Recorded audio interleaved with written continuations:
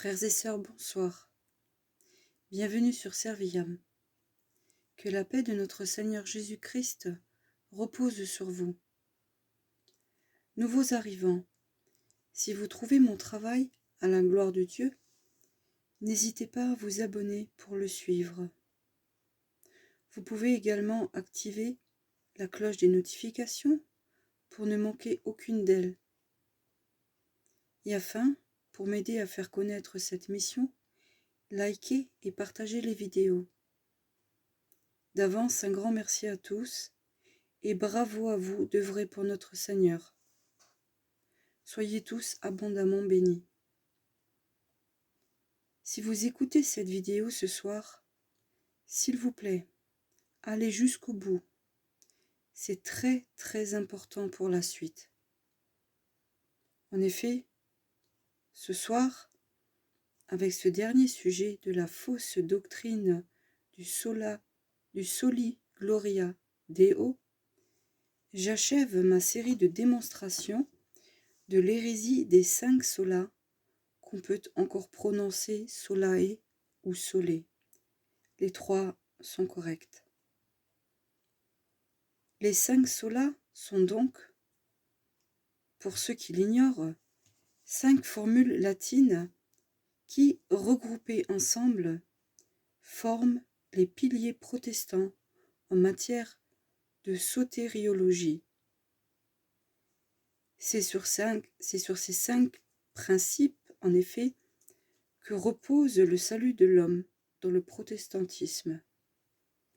J'ai déjà traité des 4 précédents, soit le sola scriptura, le solus Christus, ou encore dit solus Christus, le sola fide, le sola gratia, dans mes 4 dernières vidéos. Et j'encourage les personnes qui m'écoutent ce soir à les écouter avec attention, si ce n'est pas encore fait. Ma prochaine vidéo traitera de la fausse doctrine du parler en langue. En effet, j'aborderai les thèmes de xénoglossie et de glossolalie, qui n'ont absolument rien à voir l'un avec l'autre. Ainsi, j'aurai traité de la fausse doctrine de l'enlèvement, de la fausse doctrine des 5 solas, de la fausse doctrine du parler en langue, et je ferai, au terme de ces 7 vidéos, une vidéo de synthèse sur l'hérésie protestante globale. Au terme de tous ces points abordés, je ferai également un appel urgent aux pasteurs protestants et à ceux des autres dénominations. Enfin, je m'adresserai aux frères et sœurs qui ne sont pas catholiques, dans un appel solennel à leur cœur et à leur bon sens. Les vidéos ultérieures traiteront de sujets incontournables, tels que la possession démoniaque, qui est en plein essor, et de son camouflage par ce que j'appellerais une hyperpsychiatrisation de masse à échelle mondiale. Je traiterai aussi de l'Eucharistie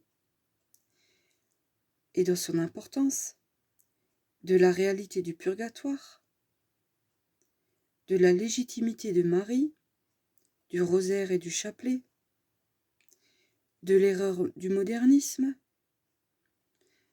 de la sodomie, de mon témoignage sur l'enfer et sur le paradis, des 7 sacrements, du pouvoir de la parole et le danger de la langue, je précise la langue organe, pas la langue parlée, de la musique, du sacrement de la réconciliation par la confession, du cas des statues dans l'Église catholique, qui n'est pas considérée comme de l'idolâtrie telle que certains l'entendent, de l'importance de la famille,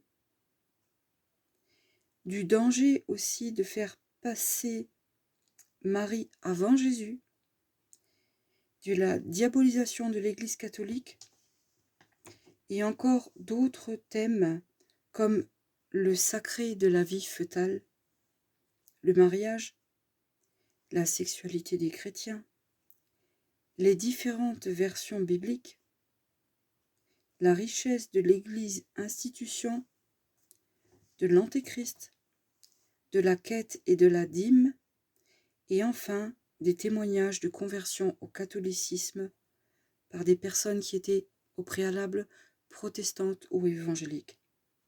Puis, pour terminer, j'enregistrerai tous mes livres chrétiens en audiobook moi-même, que je vous mettrai en partage gratuitement ici sur Serviam.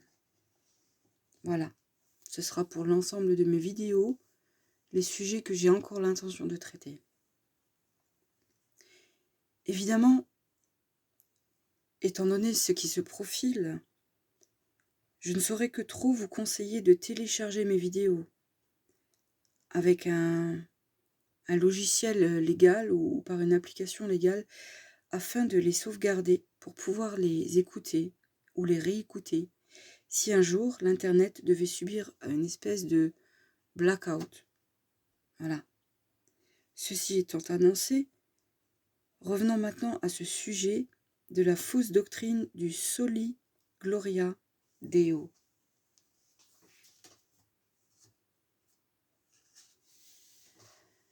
Alors, avant de commencer, je dirais qu'en tant que fervente catholique, ayant fréquenté pour un temps des assemblées de Dieu du courant évangélique, j'ai pu constater, en toute sincérité, que beaucoup de leurs membres aimaient réellement Jésus, de tout leur cœur, et qu'ils parlent de lui pour la gloire de Dieu. Je dirais même qu'en termes de... en termes de jauge de ferveur, je trouve davantage de fidèles amoureux de Jésus chez les évangéliques que dans l'Église catholique actuelle. Aussi, à l'échelle mondiale, si tous ces protestants et tous ces évangéliques revenaient à l'Église catholique, sa puissance serait décuplée. Oui, effectivement, je vois beaucoup d'amour pour Jésus chez les croyants des autres dénominations. L'ennui, c'est qu'il y a un problème de taille. Et quand j'ai dit de taille, c'est vraiment un problème énorme. Malgré leur amour sincère pour le Christ, ils ne font pas partie du corps du Christ. Aussi longtemps qu'ils n'intègrent pas l'Église catholique, ils ne sont pas des membres du corps du Christ. Ça me chagrine de devoir le dire, mais c'est la stricte vérité.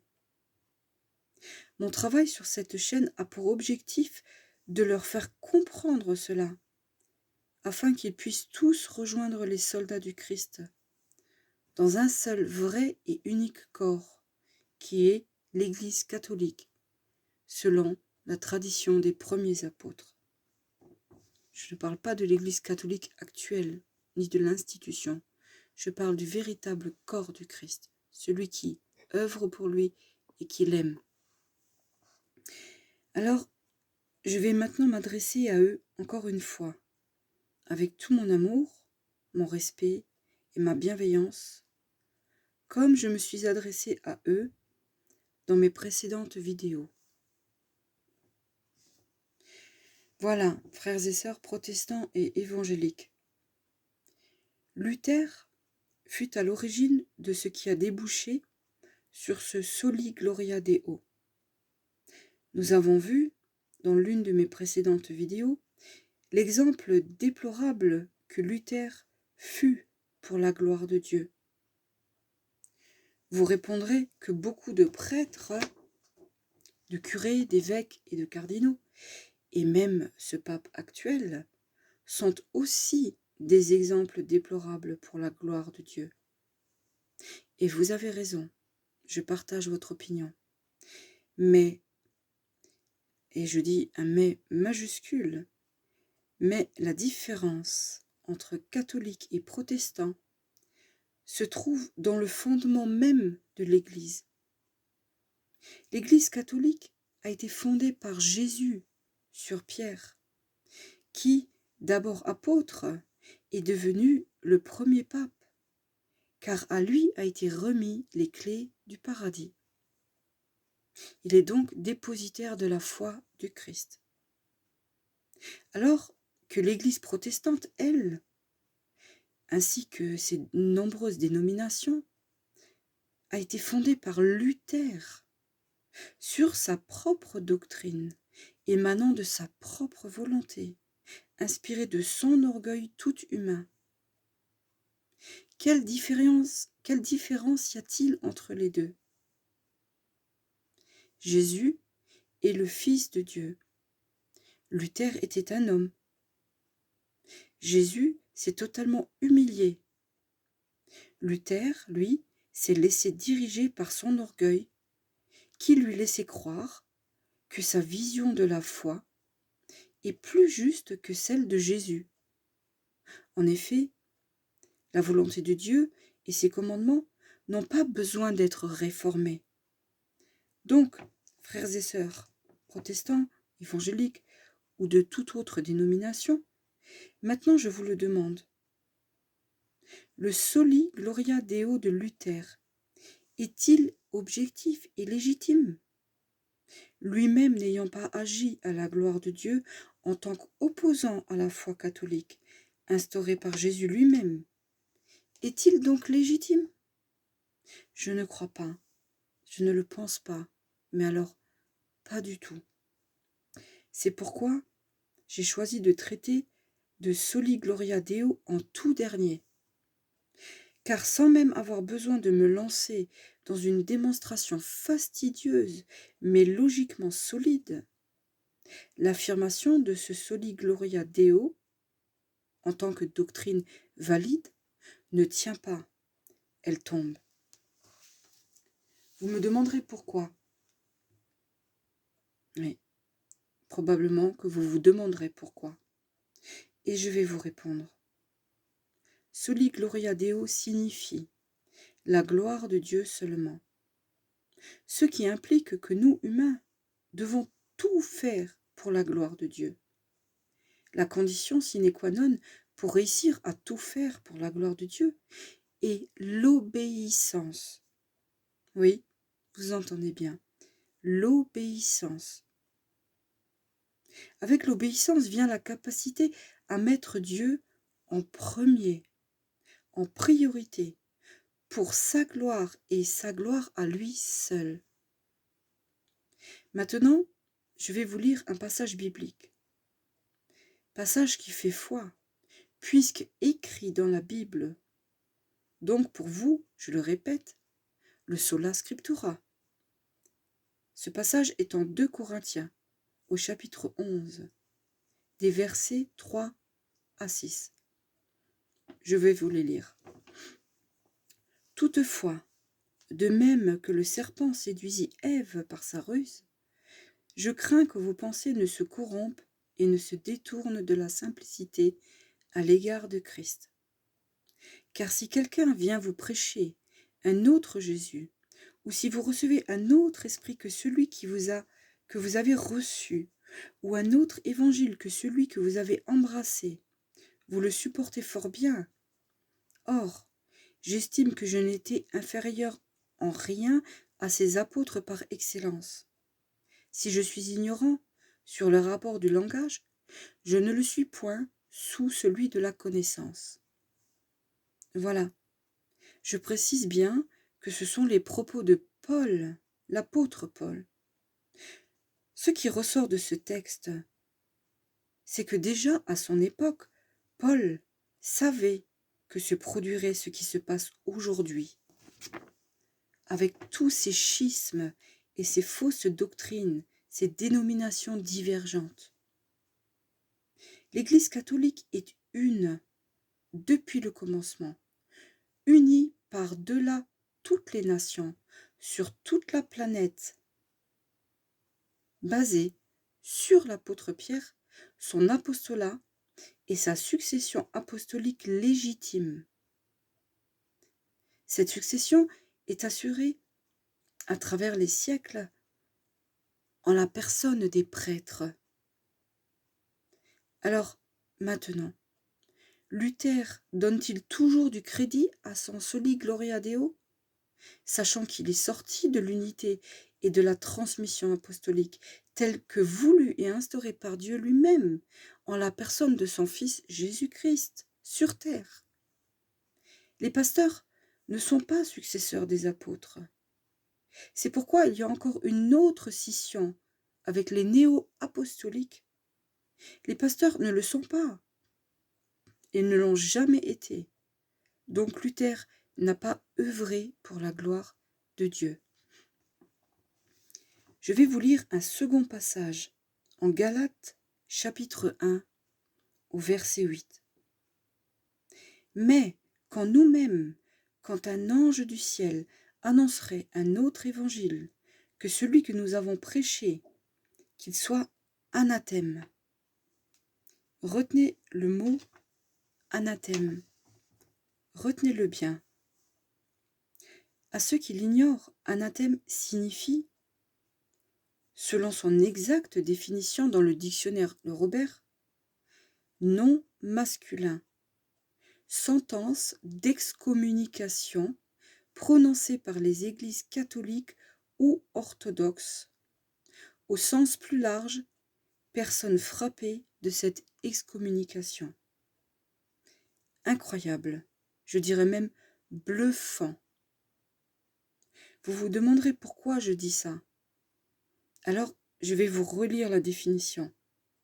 Sentence d'excommunication prononcée par les églises catholiques et orthodoxes. J'attire votre attention sur les mots catholique et orthodoxe, qui sont très proches. Vous noterez que le mot protestant n'y figure pas. Bien que le protestantisme date du XVIe siècle, vous noterez donc l'exclusivité des églises catholiques et orthodoxes. Vous noterez donc aussi, plus précisément, le mot catholique. Mon Dieu que tu es grand. Merci Seigneur, tu es tout-puissant.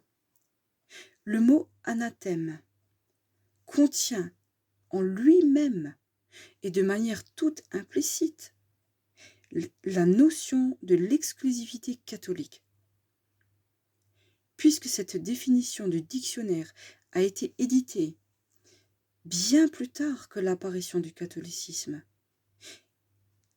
et je mets l'accent sur le et bien plus tard que le protestantisme,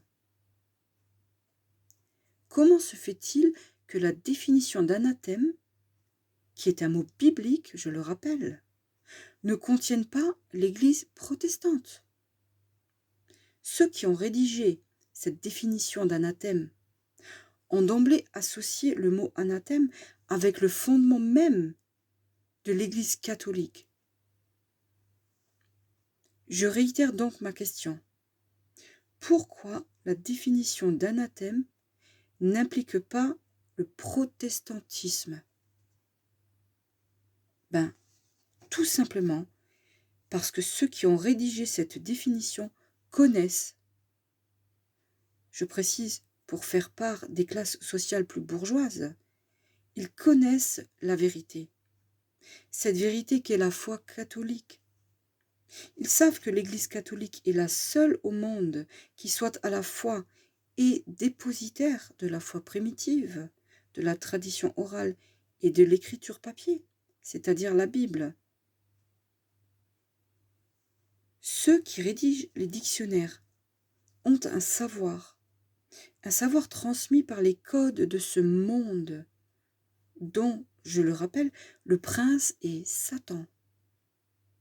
Et si alors Satan connaît la vérité sur l'Église catholique, les hauts placés la connaissent aussi.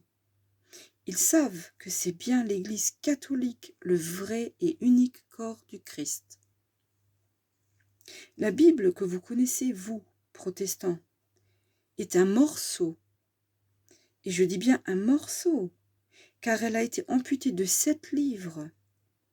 La Bible que vous connaissez est un morceau de la Bible catholique. Je vous l'avais déjà dit.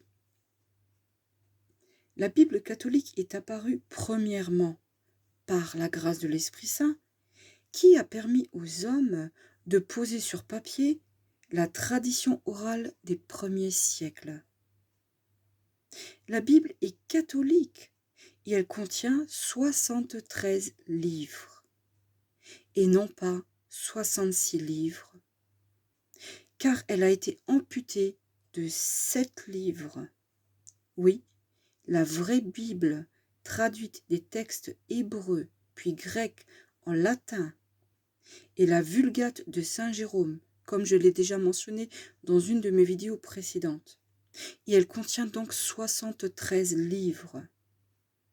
Donc, vous, mes frères et sœurs protestants, vous possédez une Bible qui ne contient plus que 66 livres, et qui, celle-ci, est apparue seulement en 1825. Bible que, je le rappelle, est une version protestante, puisque considérant que ces 7 livres retirés sont ce qu'on appelle des apocryphes, ce qui n'est pas le cas, parce que les vrais apocryphes sont bien plus nombreux et sont carrément d'autres livres. Eh bien, frères et sœurs, cette Bible est donc anathème, car n'étant pas originale, je dirais même originelle, mais réduite et modifiée, elle représente donc un autre évangile. Pourquoi amputer l'original qui vient de Dieu? L'Église protestante, ses nombreuses dénominations, ces Bibles amputées sont anathèmes, car apparues bien plus tard et complètement différentes de l'instauration primitive. Les 7 livres deutérocanoniques, c'est comme ça qu'on les nomme, nous, catholiques, et non pas apocryphes, acceptés par l'Église en tant que livres à part entière, inspirés par Dieu lui-même, ne sont donc pas des apocryphes. C'est Luther lui-même qui les a déclarés apocryphes. Ces 7 livres qui sont, je le rappelle pour ceux qui ne les connaissent pas, Tobie, Judith, Maccabée 1 et 2, Sagesse de Salomon, Siracide ou encore appelé Ecclésiastique, et enfin Baruch, figurent tous dans la Bible catholique, qui est la vraie version fidèle à la volonté de Dieu. Car l'Église catholique est la seule légitime en matière de canon biblique. Alors, je vous le redemande. Les églises protestantes, évangéliques et dérivées font-elles ou ont-elles fait tout pour la gloire de Dieu? Et quand je dis ça, des églises, je parle des institutions, pas des fidèles qui aiment Christ réellement et qui essayent d'agir, eux, vraiment pour la gloire de Dieu. Alors, après tout ce que je viens de vous dire, un bon nombre d'entre vous, surtout ceux qui ont le plus de potentiel intellectuel, se diront « Mais cette femme n'a rien compris. Voilà 25 minutes qu'elle nous parle du protestantisme, qui n'est pas à la gloire de Dieu, alors que le Soli Gloria Deo parle simplement du fait que la gloire revient à Dieu. » Et là, moi je vais vous répondre ceci. J'aurais pu démonter le Soli Gloria Deo en 5 minutes chrono, dès le début de cette vidéo. Mais si je l'avais fait, vous n'auriez peut-être pas écouté ma vidéo jusqu'à la fin, et je n'aurais pas pu vous démontrer ce qu'est réellement toute église extérieure à l'église catholique. Et je n'aurais pas non plus pu vous démontrer que ces églises ne sont pas à la gloire de Dieu, parce qu'elles ne sont pas de Dieu. Je vais donc maintenant vous démontrer, en 5 minutes, par 2 passages bibliques, que le Soli Gloria Deo est une fausse doctrine, comme les 4 autres précédentes. Ces 2 passages bibliques prouvent à eux seuls que la gloire ne revient pas à Dieu seul, mais aussi à l'Église. Je veux parler de son Église, l'Église catholique des enfants du petit reste, soit ce qui est bibliquement énoncé comme l'épouse du Christ. C'est Dieu lui-même qui a créé l'homme à son image. C'est Dieu lui-même qui a décidé que son Fils Jésus-Christ devait avoir une épouse glorieuse, c'est-à-dire sans tache, ni ride, ni aucun péché, une épouse parfaite, sanctifiée totalement, une épouse qui hériterait de la même gloire, de sa gloire à lui. Et toutes les fausses doctrines de Luther, des églises protestantes et évangéliques, ou des autres dénominations, ont été inventées par le diable, à l'insu des croyants, pour les perdre. Et c'était annoncé dans la Bible. Il les a inventées pour à la fois corrompre, affaiblir, amoindrir et détruire l'épouse glorieuse de Christ. Cette épouse parfaite qu'il s'est préparée dès le début et qui est représentée par nous, le petit reste, qu'on appelle les vierges sages, dont les lampes sont pleines d'huile parce que nous avons passé un temps de préparation à les remplir. Pour terminer, je vais vous lire ces deux passages bibliques. Et je vais axer mon analyse sur ces deux passages bibliques. Je commence par 2 Corinthiens, du chapitre 3, au verset 18. Alors écoutez vraiment avec attention parce que c'est très important. Nous tous, qui, le visage découvert, contemplant, comme dans un miroir, la gloire du Seigneur, nous sommes transformés en la même image, de gloire en gloire, comme par le Seigneur l'Esprit. Voilà. Retenez comme dans un miroir, ce qui signifie, je dirais, que l'Église pure, c'est-à-dire les enfants du petit reste, est le reflet de son image glorieuse. Donc, si elle est le reflet de son image glorieuse, elle est, elle, tout autant glorieuse. Et enfin, notez, nous sommes transformés en la même image, donc en image de gloire. Enfin, je vais prendre le passage en 1 Corinthiens, dans le chapitre 11, au verset 7.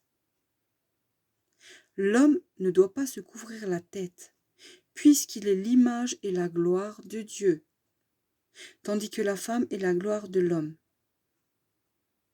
Voilà.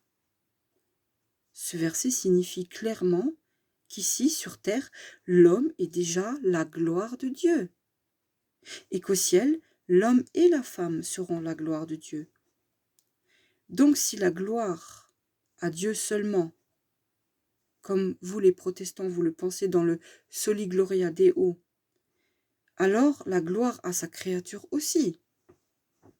Voilà, chers frères et sœurs, après tout ce que je viens de vous dire,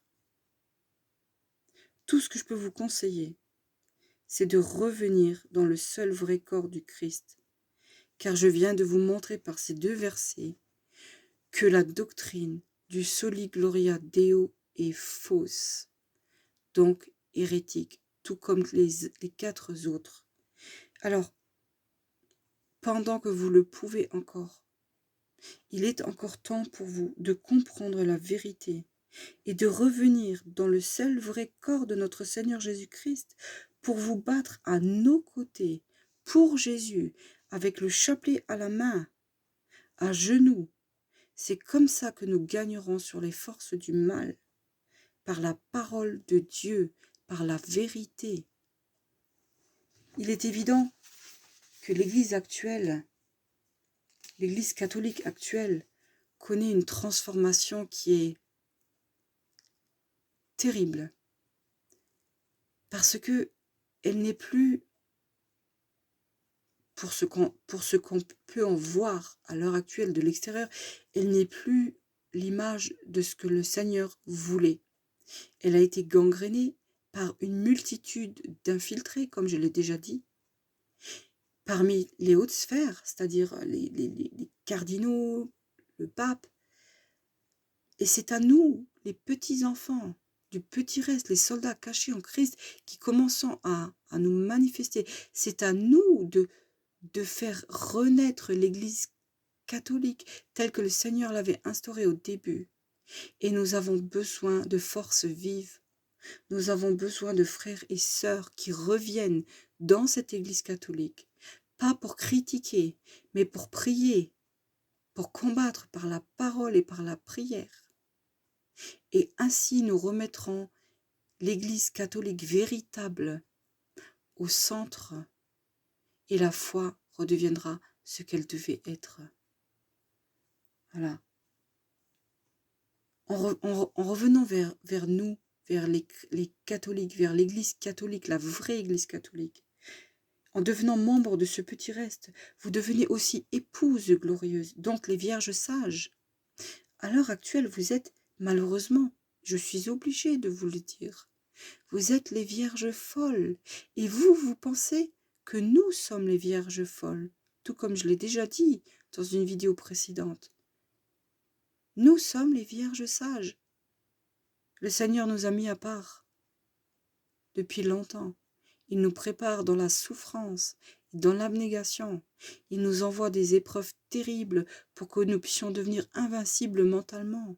Il nous instruit, il nous montre, il nous exhorte, il nous forge.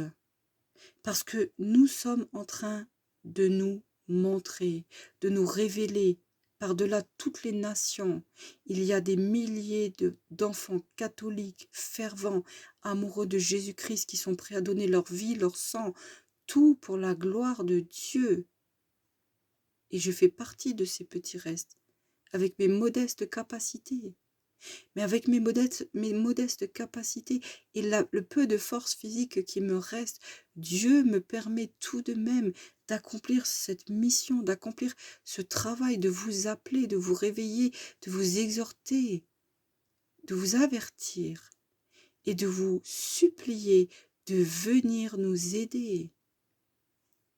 Voilà.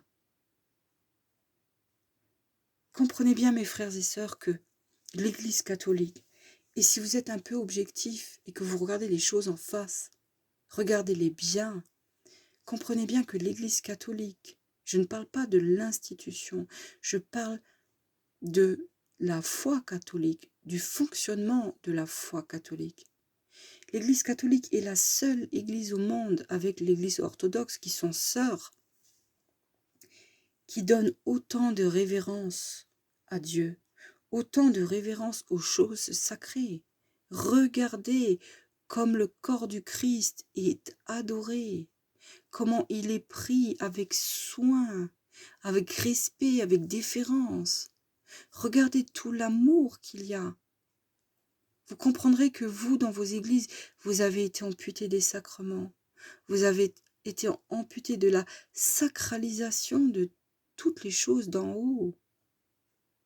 Vous n'êtes pas responsable, je ne vous le reproche pas, je vous l'explique seulement. Donc voilà mes frères et sœurs, je ne saurais que trop vous conseiller de bien méditer sur mes paroles, quitte à les réécouter et encore et encore et encore, et les déposer au pied de la croix et demander la faveur de l'Esprit Saint pour qu'il vous montre que ce que je vous transmets, ça vient de lui, et que c'est une parole de vérité. Comme je vous l'ai dit, tout ce que j'attends, moi, c'est que le Seigneur me dise un jour, « Bonne et fidèle servante, entre dans la maison de ton maître, entre dans la gloire de ton maître. » Vous connaissez probablement tous la parabole des talents. J'ai eu cette grâce et cette lourde tâche aussi. Cette lourde tâche pour laquelle je me sens si petite, si, je dirais parfois, même pas à la hauteur. Cette lourde tâche de ramener des âmes au Seigneur. Il m'a donné plusieurs talents et je dois les faire fructifier. Si je ne le fais pas, je suis coupable. Donc toutes mes vidéos sont pour la gloire de Dieu. Et toutes mes vidéos ne visent qu'à prouver qu'il y a une seule et même Église, un seul corps, et que ce corps vous appelle, puisqu'il est vivant en tant que corps du Christ. Nous avons tous un cœur commun, nous avons tous l'Esprit Saint qui nous relie. Ne regardez pas les chrétiens du dimanche qui viennent juste à la messe et qui ensuite médisent en sortant et qui font des sales coups de gauche à droite, qui pêchent sans considération. Ne regardez pas ces catholiques-là. Ne regardez pas les prêtres pédophiles. Ne regardez pas certains abus avec les indulgences qu'il y a pu y avoir dans le passé. Mais regardez la foi des enfants de Dieu, la foi des vrais catholiques. Vous critiquez les quêtes à l'Église. Mais l'Église fait une quête. Pourquoi? Pour entretenir l'Église, pour le chauffage, pour les travaux. Mais elle ne force personne à donner. Elle fait passer un panier. Chacun donne selon ce qu'il a résolu dans son cœur, comme il est écrit dans la parole. Alors que chez les protestants et chez les évangéliques, on applique encore les dîmes. Ce n'est pas dans la volonté de Dieu. La dîme n'était pas, un don d'argent à la base. Oui, pour ceux qui avaient de l'argent à l'époque de Jésus, qui avaient quelques revenus, ils pouvaient donner de l'argent, mais la plupart du temps, les dîmes, c'était en nature, c'était pour permettre aux plus démunis de subsister. Alors qu'aujourd'hui, les pasteurs vous demandent des dîmes faramineuses, ils vous demandent de payer partout. Partout, il faut financer, partout, il faut donner, partout, il faut contribuer. Et en attendant, ils s'engraissent. Ils s'engraissent sur votre argent. Alors pour se donner bonne conscience, ils remplissent des stades. Ils font des prêches de 2 heures, ils font des miracles sur commande, comme je l'ai déjà dit. Et puis ils font des chaînes YouTube avec une grande audition, une distribution large. Ils ont des professionnels de la communication qui travaillent à leur image et c'est tout un business derrière. Alors oui, dans l'Église catholique, il y a eu des erreurs, il y a eu les indulgences, mais il faut comprendre une chose, c'est que les indulgences, à la base, c'est calqué sur la parole qui est écrite dans la Bible, que la charité couvre une multitude de péchés. Si donc la charité couvre une multitude de péchés, le fait de donner de l'argent à l'Église, que ce soit pour restaurer un clocher d'église ou pour construire une cathédrale ou autre, c'est de la charité. C'est de la charité. Quand on donne quelque chose gratuitement, quand on fait quelque chose pour quelqu'un, on applique la charité. Et la charité couvre des péchés. Donc les indulgences étaient pour des gens le moyen de couvrir certains péchés. C'est tout à fait biblique. C'est tout à fait correct. Mais là, encore une fois, il y a eu effectivement des abus. Mais ce n'est pas parce qu'il y a eu des abus que l'Église en elle-même n'est pas légitime. Elle reste le corps du Christ. Elle reste les enfants du Christ dans son corps glorieux. Alors, ne regardez pas à tout ça. Chez nous, il est coutume de dire « Seigneur, je ne suis pas digne de te recevoir. Mais dis seulement une parole et je serai guéri. » Il est coutume de dire « Seigneur, ne regarde pas nos péchés, mais regarde ton Église et l'amour de ton Église. » Dieu est compassion, Dieu est miséricorde, mais il est aussi justice. Et la justice de Dieu vient bientôt. Et alors tous ceux qui n'auront pas accepté la vérité ne seront pas sauvés. Mes frères et sœurs, je ne vous connais pas. Je connais peut-être certains d'entre vous qui m'écoutez. Et si c'est le cas, je vous embrasse très fort. Je vous garde dans le cœur, dans mes prières. Et mes autres frères et sœurs que je ne vous connais pas, je peux vous dire juste une chose, c'est que je prie avec ferveur tous les jours pour que vous puissiez vraiment comprendre la vérité. Il n'y a plus une seconde à perdre. Il faut vraiment, vraiment, vraiment vous forger votre opinion définitive parce que l'avertissement arrive. Cet avertissement qui a été prophétisé par une multitude de grands saints catholiques qui sont morts dans une foi irréprochable, qui ont été considérés comme saints et qui sont donc les saints de l'Église, les saints mentionnés dans la Bible dont j'ai déjà parlé à maintes reprises. Alors je vous en prie, revenez à l'Église catholique, avant que les paroles de consécration au corps et en sang de notre Seigneur soient modifiées et que l'abomination de la désolation ne règne dans l'Église catholique.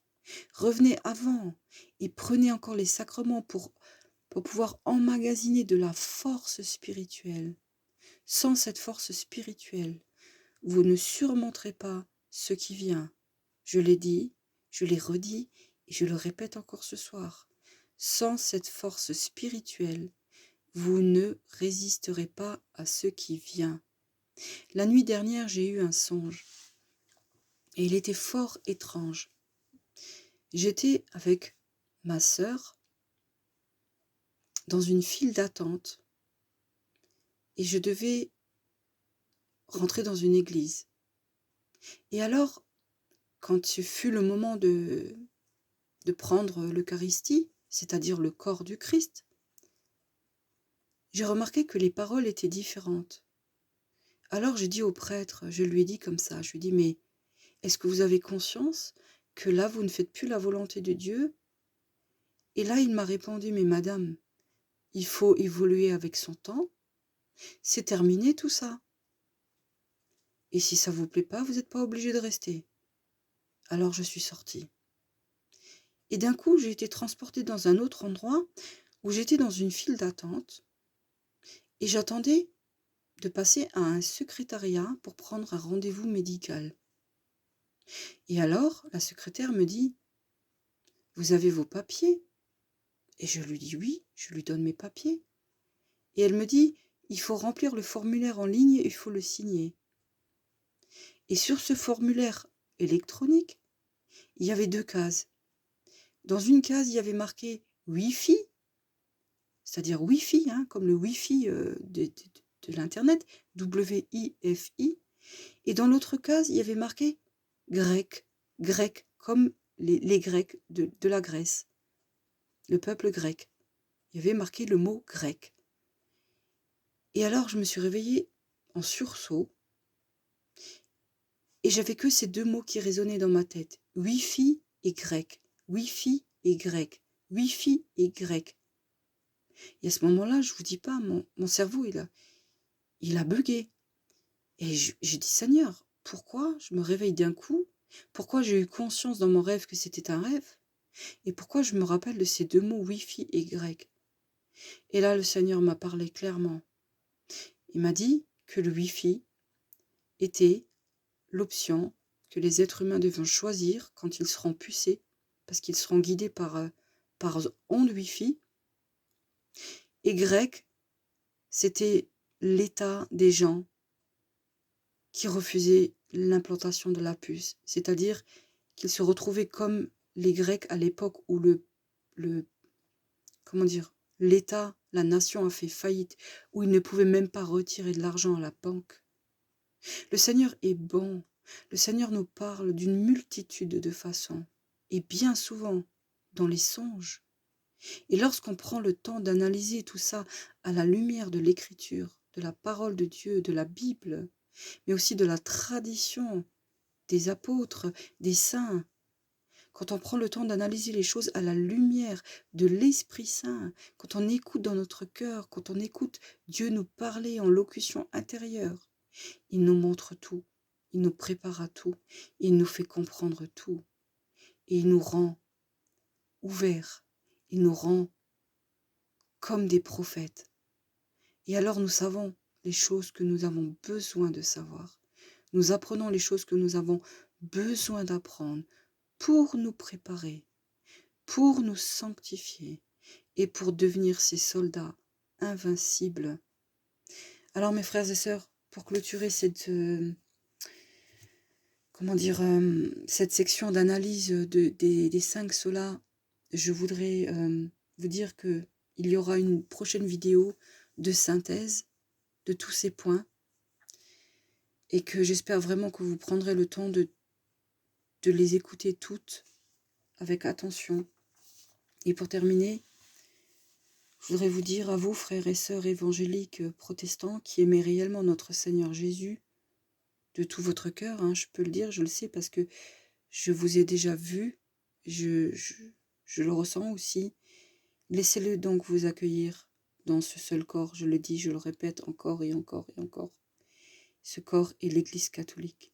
Abandonnez les fausses doctrines de Luther, les déviances, les erreurs du protestantisme. Revenez de votre égarement et laissez-vous instruire par l'Esprit Saint. Et je voudrais prier à nouveau dans ce sens, pour vous et pour tout le monde. Voilà. Au nom du Père, du Fils et du Saint-Esprit. Amen. Père éternel, Papa chéri, Papa d'amour, notre Père qui est dans les cieux et qui nous voit et qui nous instruit, qui nous protège, qui nous reprend, qui nous guide. Je m'humilie encore une fois, Seigneur, devant toi, pour te demander par notre Seigneur Jésus-Christ, par son précieux sang qui a coulé à la croix jusqu'à la dernière goutte, d'avoir miséricorde, compassion, pitié de ceux qui se sont égarés hors de ta sainte Église catholique, de ceux qui se sont égarés parce que justement, ils pensaient bien faire. C'était une preuve d'amour. Rappelle-les à toi, appelle-les à toi, qu'ils reviennent et te servent en tant que fidèles membres du seul corps de notre Seigneur Jésus-Christ, notre Seigneur que tu nous as donné par amour en sacrifice. Quel merveilleux sacrifice! Nous aussi, nous devons nous sacrifier pour lui. Voilà, ce corps est ton Église catholique. Bénis-les, ouvre leurs yeux spirituels, fais tomber les écailles de leurs yeux, pour qu'ils réalisent à quel point ils ont été trompés, dupés, détournés de la vérité. Je te confie aussi mes frères et sœurs catholiques. Eux connaissent déjà l'importance de la tradition, de l'écriture. Prends soin de tous. Prends soin des gens qui sont dans la difficulté. Prends soin de ceux qui souffrent. Prends soin des pauvres, des affligés, de ceux qui n'ont plus rien, de ceux qui traversent des moments horribles dans leur vie, des moments pires que les nôtres. Parce que oui, nous souffrons. En tant que soldats du Christ, nous devons souffrir. C'est ainsi que tu nous forges. Mais il y a pire que nous. Alors prends soin de tous, Seigneur. Enfin, encore une fois, Saint Michel Archange, je voudrais vous prier par cette prière du pape Léon XIII que j'ai à nouveau agrémenté du clausule parce que je l'estimais nécessaire. Saint Michel Archange, défendez-nous, défendez les frères et sœurs évangéliques, ainsi que les pasteurs qui vous aiment vraiment, pour qu'ils puissent revenir. Défendez nos frères et sœurs évangéliques dans le combat. Soyez notre secours, soyez le leur contre la malice, les embûches du démon. Que Dieu lui fasse sentir son empire. Nous vous en supplions, nous, enfants du petit reste, et vous, princes de la milice céleste, repoussés en enfer par la force divine Satan et les autres esprits mauvais, les faux pasteurs qui rôdent dans le monde en vue de perdre les âmes, les vrais enfants de Dieu, par toutes ces fausses doctrines. Voilà. Amen. Notre Père qui es aux cieux, que ton nom soit sanctifié, que ton règne vienne, que ta volonté soit faite sur la terre comme au ciel. Donne-nous aujourd'hui notre pain de ce jour. Pardonne-nous nos offenses, comme nous pardonnons aussi à ceux qui nous ont offensés. Et ne nous laisse pas succomber à la tentation, mais délivre-nous du mal. Car c'est à toi qu'appartiennent le règne, la puissance et la gloire pour les siècles des siècles. Amen. Enfin, Maman Marie, je ne t'oublie pas, parce que j'adore mon Seigneur Jésus-Christ, mais je t'aime. Je sais que tu es là pour nous. Je vous salue, Marie, comblée de grâce. Le Seigneur est avec vous. Vous êtes bénie entre toutes les femmes, et Jésus, le fruit de vos entrailles, est béni. Sainte Marie, Mère de Dieu, priez pour nous pauvres pécheurs. Priez pour nous qui avons recours à vous. Nous avons besoin que vous puissiez porter nos prières au Seigneur Jésus-Christ. Maintenant et à l'heure de notre mort. Au nom du Père, du Fils et du Saint-Esprit. Amen. Voilà, frères et sœurs. À bientôt pour la vidéo de synthèse sur les 5 solas. Soyez bénis. Douce nuit à tous. Voilà. Que Dieu vous garde vraiment. À bientôt.